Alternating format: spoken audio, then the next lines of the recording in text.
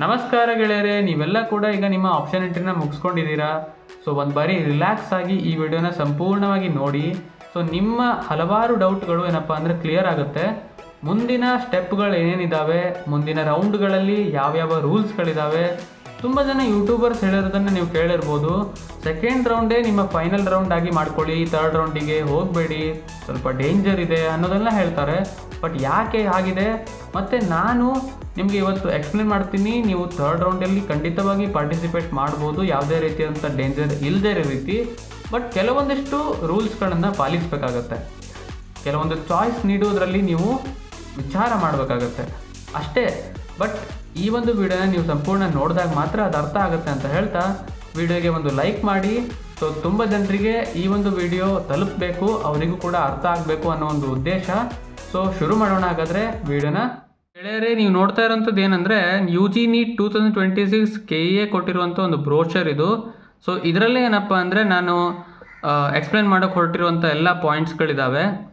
So ಮೊದಲನೇದಾಗಿ ಇಲ್ಲಿ ನೋಡಿ, ನಾನು ನಿಮಗೆ ಪ್ರತಿ ಬಾರಿ ವಿಡಿಯೋ ಮಾಡಿದಾಗಲೂ ಒಂದು ವಿಷಯನ ಹೇಳ್ತಿದ್ದೆ. ಏನಪ್ಪ ಅಂದರೆ ಮ್ಯಾಕ್ಸಿಮಮ್ ಅಮೌಂಟ್ ಆಫ್ ಕಾಲೇಜ್ಗಳನ್ನು ನೀವು ಈಗ ಇರುವಂಥ ರೌಂಡಲ್ಲೇ ಏನಪ್ಪ ಅಂದರೆ ಹಾಕಿ ಮುಗಿಸಿ. ಯಾಕೆ ಅಂದರೆ ಮುಂದಿನ ರೌಂಡಲ್ಲಿ ನಿಮಗೆ ಯಾವುದೇ ರೀತಿಯಾದಂಥ ಎಕ್ಸ್ಟ್ರಾ ಸೀಟ್ಗಳನ್ನು ಅಥವಾ ಎಕ್ಸ್ಟ್ರಾ ಕಾಲೇಜ್ಗಳನ್ನು ಆ್ಯಡ್ ಮಾಡೋದಕ್ಕೆ ಕೊಡೋದಿಲ್ಲ ಅಂತ. ಆದರೂ ಕೂಡ ಒಂದು ಆಪ್ಷನ್ ಇದೆ, ಅದನ್ನು ನಾನು ಮುಂದೆ ಹೇಳ್ತೀನಿ. ಬಟ್ ಯಾಕೆ ನೀವು ಅದನ್ನು ಕೇರ್ಲೆಸ್ ಮಾಡಬಾರ್ದು ಅಂದರೆ ಇಲ್ಲಿ ಅವರು ಕ್ಲಿಯರಾಗಿ ಹೇಳಿದ್ದಾರೆ. ಏನಪ್ಪ ಅಂದರೆ option entered by the candidate in the first round will remain same for the second round and further rounds also. ನೀವು ಈಗೇನು ಆಪ್ಷನ್ ಎಂಟ್ರಿ ಮಾಡಿದ್ದೀರೋ ಅದು ಮುಂದಿನ ರೌಂಡ್ಗಳಲ್ಲೂ ಕೂಡ ಮುಂದುವರಿಯುತ್ತೆ. ನೀವು ಎಕ್ಸ್ಟ್ರಾ ಆ್ಯಡ್ ಮಾಡೋದಕ್ಕಾಗಲ್ಲ, ಡಿಲೀಟ್ ಬೇಕಾದರೆ ಮಾಡ್ಕೊಳ್ಬೋದು, ಬಟ್ ಎಕ್ಸ್ಟ್ರಾ ಆ್ಯಡ್ ಮಾಡೋದಕ್ಕಾಗಲ್ಲ. ಸೊ ಮ್ಯಾಕ್ಸಿಮಮ್ ಅಮೌಂಟ್ ಆಫ್ ಕಾಲೇಜ್ಗಳನ್ನು ಈಗಲೇ ಏನಪ್ಪ ಅಂದರೆ ನೀವು ಹಾಕಿಟ್ಕೊಳ್ಬೇಕು. ಸೊ ಅವರು ಇಲ್ಲಿ ಕೊಟ್ಟಿರುವಂಥ ಪಾಯಿಂಟ್ನಿಂದನೇ ನಾನು ನಿಮಗೆ ಪ್ರತಿ ಬಾರಿ ಕೂಡ ಹೇಳ್ತಾ ಇದ್ದೆ. ಗೆಳೆಯರೆ, ನಿಮಗೆ ಈ ಒಂದು ಕ್ವಶನ್ ಬಂದಿರ್ಬೋದು. ಏನಪ್ಪ ಅಂದರೆ KCET ಫಸ್ಟ್ ರೌಂಡ್ನಲ್ಲಿ ನಿಮಗೆ ಮಾಕ್ ಅಲಾಟ್ಮೆಂಟ್ ಅನ್ನೋದು ಮಾಡಿದರು. ಬಟ್ ಈಗ ನೀಟ್ ವಿದ್ಯಾರ್ಥಿಗಳಿಗೆ ಮಾಕ್ ಅಲಾಟ್ಮೆಂಟ್ ಕೊಡೋದಿಲ್ವಾ, ಹಾಗಾದರೆ ಅವರಿಗೆ ಅನ್ಯಾಯ ಅಲ್ವಾ ಇದು ಅನ್ನೋದೆಲ್ಲ ಬಂದಿತ್ತು. ಸೊ ಅದಕ್ಕೆ ಉತ್ತರ ಏನಪ್ಪ ಅಂದರೆ ನೀವು ತಲೆ ಕೆಡ್ಸ್ಕೊಳೋ ಅವಶ್ಯಕತೆ ಇಲ್ಲ. ಇಲ್ಲಿ ಅವರು ಕ್ಲಿಯರಾಗಿ ನಿಮಗೆ ಮೆನ್ಷನ್ ಮಾಡಿದ್ದಾರೆ. ಮಾಕ್ ರಿಸಲ್ಟ್ಸ್ ಆ್ಯಂಡ್ ಫರ್ದರ್ ಅನ್ನೋ ಒಂದು ಬಾಕ್ಸಲ್ಲಿ ನೀವು ನೋಡ್ಬೋದು. The result of mock seat allotment will be announced 3 days after the last date fixed for entering the options. ಅಂದರೆ 3 ದಿವಸ ಆದಮೇಲೆ, ಅಂದರೆ ಆಲ್ಮೋಸ್ಟ್ 16ನೇ ತಾರೀಕಿಗೆ ನಿಮಗೆ ಮಾಕ್ ಅಲಾಟ್ಮೆಂಟ್ ಆಗುತ್ತೆ. ಸೊ ಅದಾದಮೇಲೆ ನೀವು ಬೇಕಾದರೆ ಮತ್ತೆ ಚೇಂಜಸ್ಗಳನ್ನು ಮಾಡ್ಕೊಳ್ಬೋದು ನಿಮ್ಮ ಪ್ರಯಾರಿಟಿ ಲಿಸ್ಟಲ್ಲಿ. ಸೊ ನಿಮಗೆ ಒಂದು ಒಳ್ಳೆ ಚಾನ್ಸ್ ಇದೆ, ಅವರು ನಿಮಗೆ ಕೊಡ್ತಾರೆ, ಮಾಕ್ ಅಲಾಟ್ಮೆಂಟ್ ಇರುತ್ತೆ. ನೆಕ್ಸ್ಟ್ ಹೋಗೋಣ, ಫ್ಲೋ ಚಾರ್ಟ್ ಅಥವಾ ಏನು ಹೇಳ್ತೀವಿ ಆನ್ಲೈನ್ ಸೀಟ್ ಅಲಾಟ್ಮೆಂಟ್ ಸ್ಟೇಜಸ್. ನೋಡ್ಬೋದು, ನಿಮ್ಗೆ ಗೊತ್ತಿದೆ ಇದ್ರ ಬಗ್ಗೆ ಆಲ್ರೆಡಿ. ಫಸ್ಟ್ ರೌಂಡ್ ಇರುತ್ತೆ, ಸೆಕೆಂಡ್ ರೌಂಡ್ ಇರುತ್ತೆ, ಥರ್ಡ್ ಅಥವಾ ಮಾಪ್ ಅಪ್ ರೌಂಡ್ ಇರುತ್ತೆ, ಮತ್ತು ಸ್ಟ್ರೇ ವೇಕೆನ್ಸಿ ರೌಂಡ್ ಇರುತ್ತೆ. ಗೆಳೆಯರೇ, ಈಗ ನೀವು ನೋಡ್ತಾ ಇರೋಂಥ ವಿಷಯ ತುಂಬ ಕ್ರೂಷಿಯಲ್ ಆಗಿರುವಂಥದ್ದು. ಯಾಕೆಂದರೆ ಇಲ್ಲಿ ತೋರಿಸಿರುವಂಥ ವಿಷಯಗಳನ್ನು ನೀವೇನಾದರೂ ಪಾಲಿಸಲಿಲ್ಲ ಅಂದರೆ ಮುಂದಿನ ರೌಂಡ್ಗಳಿಗೆ ನೀವು ಎಂಟ್ರಿ ಆಗೋದಕ್ಕೂ ಕೂಡ ಆಗಲ್ಲ. ಅಷ್ಟು ಮಟ್ಟಿಗೆ ಏನಪ್ಪ ಅಂದರೆ ಸ್ಟ್ರಿಕ್ಟ್ ಆಗಿರುತ್ತೆ ರೂಲು. ಸೊ ನೋಡಿ, ಗಮನಿಸಿ, ಇಲ್ಲಿ ನೋಡಿ ಫಸ್ಟ್ ಪಾಯಿಂಟ್ ಏನು ಕೊಡ್ತಾ ಇದ್ದಾರೆ ಅಂದರೆ candidates who have fail to exercise any choice even after allotment of seats in the first round can not enter or participate in the second round. ನೋಡಿ, ಸೆಕೆಂಡ್ ರೌಂಡಿಗೆ ನೀವು ಪಾರ್ಟಿಸಿಪೇಟ್ ಮಾಡಬೇಕು ಅಂತ ಇರ್ತೀರಾ, ಆದರೆ ಕೊಟ್ಟಿರುವಂಥ ಚಾಯ್ಸ್ಗಳೇನಿರುತ್ತೋ 1 to 4 ಚಾಯ್ಸ್ ಏನಿರುತ್ತೋ ಅದರಲ್ಲಿ ನೀವು ಯಾವುದೇ ಚಾಯ್ಸನ್ನು ಎಂಟ್ರಿನೇ ಮಾಡಲಿಲ್ಲ ಅಂದರೆ ನೀವು ಸಿಸ್ಟಮಿಂದ ಔಟಾಗಿ ಹೋಗ್ತೀರಾ. ನಿಮಗೆ ನೆಕ್ಸ್ಟ್ ರೌಂಡ್ಗಳಲ್ಲಿ ಪಾರ್ಟಿಸಿಪೇಟ್ ಮಾಡೋದಕ್ಕೆ ಕೊಡೋಲ್ಲ. ಕಂಪ್ಲೀಟ್ ವೇಸ್ಟಾಗಿ ಹೋಗುತ್ತೆ ನಿಮ್ಮ ಒಂದು ಕಂಪ್ಲೀಟ್ ಒಂದು ವರ್ಷದ ಪರಿಶ್ರಮ. ಮತ್ತು ಪಾಯಿಂಟ್ B ಏನು ಹೇಳ್ತಾ ಇದೆ ಅಂದರೆ candidates who have exercised choice 1 after seat allotment in the first round but fail to pay or download the confirmation slip. ನೋಡಿ, ಇದು ಇನ್ನೂ ಭಯಂಕರವಾಗಿರುವಂಥದ್ದು. ಯಾಕೆ ಅಂದರೆ ಕೆಲವೊಂದು ಸ್ಟೂಡೆಂಟ್ಗಳು ನನಗೆ ಸಿಕ್ಕಿರೋ ಸೀಟು ಓಕೆ, ನಾನು ಆ ಸೀಟಿಗೆ ಹೋಗ್ತೀನಿ, ನಾನು ಅಡ್ಮಿಷನ್ ಮಾಡ್ಕೊಳ್ತೀನಿ ಅಂತೇಳಿ ಚಾಯ್ಸ್ 1 ಕೊಡ್ತಾರೆ. ಆದರೆ ಕೆಲವೊಬ್ರು ಏನು ಮಾಡ್ತಾರೆ ಅಂದರೆ ಕೊಟ್ಟಿರೋ ಟೈಮಲ್ಲಿ ಫೀಸ್ ಪೇ ಮಾಡಲ್ಲ, ಅಥವಾ ಕೆಲವೊಬ್ರು ಏನು ಮಾಡ್ತಾರೆ ಅಂದರೆ ಕನ್ಫರ್ಮೇಷನ್ ಸ್ಲಿಪ್ಪನ್ನೇ ಡೌನ್ಲೋಡ್ ಮಾಡ್ಕೊಳೋದಿಲ್ಲ. ಹಾಗಿದ್ದಾಗಲೂ ಕೂಡ ನೀವು ಸಿಸ್ಟಮಿಂದ ಔಟ್ ಆಗ್ತೀರಾ ಮತ್ತು ನಿಮಗೆ ಯಾವುದೇ ಸೀಟ್ ಕೂಡ ಸಿಗಲ್ಲ. ನೀವು ಕಂಪ್ಲೀಟ್ ವೇಸ್ಟ್ ಆಗೋಗುತ್ತೆ ಈ ಒಂದು ರೌಂಡು. ಥರ್ಡ್ ಪಾಯಿಂಟ್ ಅಂತೂ ತುಂಬ ಲಾಜಿಕಲ್ಲು. ಏನಪ್ಪ ಅಂದರೆ ನೀವೇನಾದರೂ ಆಪ್ಷನ್ ಎಂಟ್ರಿನೇ ಮಾಡಲಿಲ್ಲ ಅಂದರೆ ಹೆಂಗೆ ಸೆಕೆಂಡ್ ರೌಂಡಿಗೆ ಅಥವಾ ಥರ್ಡ್ ರೌಂಡಿಗೆ ಹೋಗೋಕ್ಕಾಗತ್ತೆ? ಆಗಲ್ಲ, ಅಲ್ಲಿಗೆ ಮುಗಿದೋಗುತ್ತೆ. ಗೆಳೆಯರೆ, ಇಲ್ಲಿ ನೋಡ್ತಾ ಇರೋಂಥ ವಿಷಯಗಳು ನಿಮ್ಗೆ ಆಲ್ರೆಡಿ ಗೊತ್ತಿರೋ ಅಂಥದ್ದು. ಸೊ ಒಂದು ಬಾರಿ ಬೇಕಾದರೆ ಓದ್ಕೊಳ್ಳಿ, ಆಗ ನಿಮಗೆ 100% ಕ್ಲಾರಿಟಿ ಸಿಗುತ್ತೆ. ಇದು ಕೆ ಎದವರೇ ಏನಪ್ಪ ಅಂದರೆ ಕೊಟ್ಟಿರೋದ್ರಿಂದ ಇದನ್ನು ನೀವು ಬಿಟ್ಟು ಬೇರೆ ಯಾವುದೇ ಹೊರಗಿನ ವಿಷಯಗಳನ್ನು ನಂಬೋ ಅವಶ್ಯಕತೆ ಇಲ್ಲ. ಇಲ್ಲಿ ನಿಮಗೆ ಚಾಯ್ಸ್ಗಳ ಬಗ್ಗೆ ಸಂಪೂರ್ಣ ಮಾಹಿತಿ ಕೊಟ್ಟಿದ್ದಾರೆ, ಅದನ್ನು ಎಕ್ಸ್ಪ್ಲನೇಷನ್ ಕೂಡ ಕೊಟ್ಟಿದ್ದಾರೆ. ಒಂದು ಬಾರಿ ಬೇಕಾದರೆ ಓದ್ಕೊಳ್ಳಿ. ನಾನು ನಿಮಗೆ ಮುಖ್ಯ ಉದ್ದೇಶವಾಗಿ ಮಾತಾಡೋಕ್ಕೆ ಹೊರಟಿರುವಂಥದ್ದು ಚಾಯ್ಸ್ 1 ಮತ್ತು ಚಾಯ್ಸ್ 4 ಮಾತ್ರ ಉಳಿಯುತ್ತೆ ನಿಮ್ಮ ಸೆಕೆಂಡ್ ರೌಂಡ್ ಆದಮೇಲೆ. ಹಾಗಾದರೆ ನಾವು ಹೇಗೆ ಈ ಒಂದು ಚಾಯ್ಸ್ಗಳ ಜೊತೆ ಆಟ ಆಡಬೇಕು ಇದನ್ನು ಗಮನಿಸಿ. ನೋಡಿ, ರೌಂಡ್ 2ದಲ್ಲಿ ಏನಾಗುತ್ತೆ ಅಂದರೆ ನಿಮಗೆ ಸಿಕ್ಕಿರೋ ಕಾಲೇಜಿಗೆ ನೀವು ಸ್ಟ್ರಿಕ್ಟಾಗಿ ಅಡ್ಮಿಟ್ ಆಗಬೇಕು, ಅಡ್ಮಿಷನ್ ತಗೊಳ್ಳೇಬೇಕು ಅನ್ನೋ ಒಂದು ಕಾರಣಕ್ಕೆ ಅವ್ರು ಏನು ಮಾಡಿದ್ದಾರೆ ಅಂದರೆ ನಮ್ಮ ಹತ್ರ ಇರುವಂಥ ಚಾಯ್ಸ್ 2 ಮತ್ತು ಚಾಯ್ಸ್ 3ನ ತೆಗೆದಾಕ್ಬಿಟ್ಟಿದ್ದಾರೆ. ನಾವು ಸುಮ್ಮನೆ ಹೋಲ್ಡ್ ಮಾಡಿ ಮುಂದಿನ ರೌಂಡೋಗಿ ಹೋಗೋದಕ್ಕಾಗಲ್ಲ. ನಮಗೆ ಸಿಕ್ಕಿರೋಂಥ ಕಾಲೇಜಿಗೆ ನಾವು ರಿಪೋರ್ಟ್ ಮಾಡ್ಕೊಳ್ಬೇಕು. ಶುಡ್ ಕಂಪಲ್ಸರಿ ರಿಪೋರ್ಟ್ ಅನ್ನೋದು ನೋಡ್ತಾ ಇದ್ದೀರಲ್ವಾ, ಅದು ನಾವು ಪಾಲಿಸಬೇಕಾಗಿರೋಂಥ ರೂಲು. ಮತ್ತು ಆ ರೀತಿ ಮಾಡಿದಾಗ ಮಾತ್ರ ಮುಂದಿನ ರೌಂಡಲ್ಲಿ ನಾವು ಪಾರ್ಟಿಸಿಪೇಟ್ ಆಗೋದಕ್ಕಾಗತ್ತೆ, ಇಲ್ಲ ಅಂದರೆ ಚಾನ್ಸೇ ಕೊಡೋದಿಲ್ಲ. ಚಾಯ್ಸ್ 4 ಅಂತೂ ನಿಮ್ಗೆ ಗೊತ್ತೇ ಇದೆ, ಅದು ಕಂಪ್ಲೀಟಾಗಿ ನೀವು ಆಪ್ಷನ್ ಎಂಟ್ರಿಯಿಂದನೇ ಹೊರಗೆ ಹೋಗ್ತೀರಾ.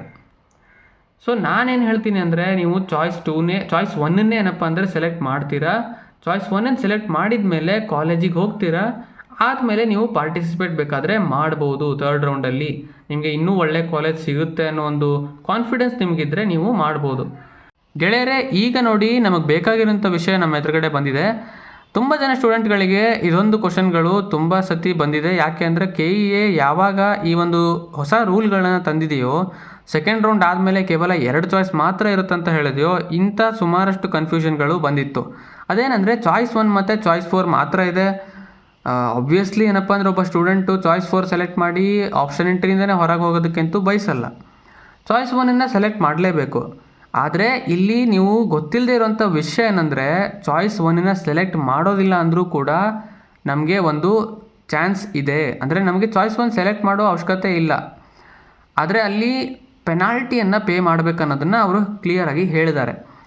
ಅಂದರೆ ಎಲ್ಲರಿಗೂ ಕೂಡ ಅಡ್ಮಿಷನ್ ಮಾಡಿಸ್ಕೊಳ್ಬೇಕು ಅನ್ನೋಂಥ ಇಷ್ಟ ಇರೋದಿಲ್ಲ, ಅಥವಾ ಸಿಕ್ಕಿರೋ ಕಾಲೇಜ್ ಚೆನ್ನಾಗಿಲ್ಲ ನಾನು ಹೋಗೋದಿಲ್ಲ ಅನ್ನೋ ಒಂದಿಷ್ಟು ಡಿಸಿಷನ್ ಇರುತ್ತೆ. ಆಗ ಅವ್ರು ಏನು ಮಾಡಬೇಕು ಅಂದರೆ ಚಾಯ್ಸ್ 1ನ್ನು ಸೆಲೆಕ್ಟ್ ಮಾಡೋ ಅವಶ್ಯಕತೆ ಇಲ್ಲ, ಬಟ್ ಪೆನಾಲ್ಟಿಯನ್ನು ಪೇ ಮಾಡಿ ಅವರು ಮತ್ತೆ KEAಗೆ ಲಾಗಿನ್ ಆಗಿ ರಿಜಿಸ್ಟ್ರೇಷನ್ ಫೀಸ್ ಏನಿರುತ್ತೋ ₹750 ಅದನ್ನು ಪೇ ಮಾಡಿಕೊಂಡು ಹೊಸದಾಗಿ ನಿಮ್ಮ ಒಂದು 3rd ರೌಂಡ್ ಆಪ್ಷನ್ ಎಂಟ್ರಿನ ನೀವು ಮಾಡ್ಬೋದು. ಸೊ ಇದು ಇರುವಂಥ ವಿಷಯ. ಈಗ ತುಂಬ ಜನ ಸ್ಟೂಡೆಂಟ್ಗಳು ಏನಾದರೂ ಒಂದು ಸಜೆಷನ್ ಕೇಳ್ತಾರೆ ನನ್ನ ಹತ್ರ. ಅಂದರೆ ನಾನು ನಿಮ್ಮ ಹತ್ರ ಏನು ಹೇಳ್ತೀನಿ ಅಂದರೆ, ನಿಮಗೆ ರೌಂಡ್ 2 ಅಲ್ಲಿ ಸಿಕ್ಕಿರೋ ಸೀಟನ್ನು ನೀವು ಚಾಯ್ಸ್ 1 ಸೆಲೆಕ್ಟ್ ಮಾಡಿಕೊಂಡು ದಯವಿಟ್ಟು ಅಡ್ಮಿಷನ್ ಮಾಡ್ಕೊಳ್ಳಿ.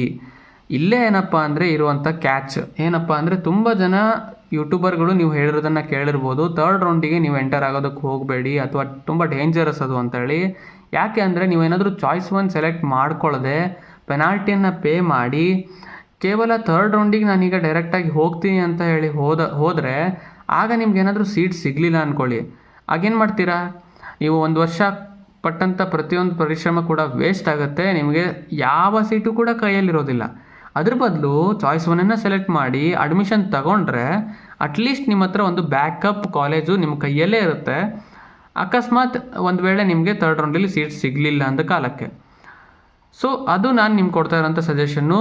ವಿದ್ಯಾರ್ಥಿಗಳೇ, ಈ ಒಂದು ಪೇಜ್ನಲ್ಲಿ ಏನು ಕೊಟ್ಟಿದ್ದಾರೆ ಅಂದರೆ, ಈ ಹಿಂದಿನ ವರ್ಷಗಳಲ್ಲೆಲ್ಲ ಏನಾಗ್ತಿತ್ತು ಅಂದರೆ ಸೆಕೆಂಡ್ ರೌಂಡಲ್ಲಿ ನಿಮ್ಗೊಂದು ಸತಿ ಸೀಟ್ ಸಿಕ್ತು ಅಂದರೆ ನೀವು 3rd ರೌಂಡಿಂದ ಲೀಗಲಿ ಏನಪ್ಪ ಅಂದರೆ ಔಟ್ ಆಗಿಬಿಡ್ತಿದ್ರಿ. ಅಂದರೆ ನಿಮಗೆ 3rd ರೌಂಡಲ್ಲಿ ಪಾರ್ಟಿಸಿಪೇಟ್ ಮಾಡೋದಕ್ಕೆ ಚಾನ್ಸ್ ಕೊಡ್ತಿದ್ದಿಲ್ಲ. ಆದರೆ ಈ ವರ್ಷದಿಂದ ಆ ಒಂದು ಚಾನ್ಸ್ ನಿಮಗೆ ಇರುತ್ತೆ. ಅದು ನಾನು ಮೊದಲೇ ಹೇಳಿರೋ ರೀತಿ ಅಡ್ಮಿಷನ್ ಹಾಕ್ಕೊಂಡ್ಮೇಲೆ ನಿಮಗೆ ಕೊಡ್ತಾರೆ. ಮತ್ತೊಂದು ವಿಷಯ, ಲಾಸ್ಟ್ ವಿಷಯ ಏನಪ್ಪ ಅಂದರೆ, ಇದು ಕೂಡ ಅರ್ಥ ಮಾಡ್ಕೊಳ್ಳಿ. ನಿಮ್ಗೇನಾದರೂ ಈಗ 3rd ರೌಂಡಲ್ಲಿ ಪಾರ್ಟಿಸಿಪೇಟ್ ಆಗಿ ಅಕಸ್ಮಾತ್ ಸೀಟ್ ಸಿಗಲಿಲ್ಲ ಅಂದರೆ ನೀವು ಹೆದರ್ಕೊಳ್ಳೋ ಅವಶ್ಯಕತೆ ಇಲ್ಲ.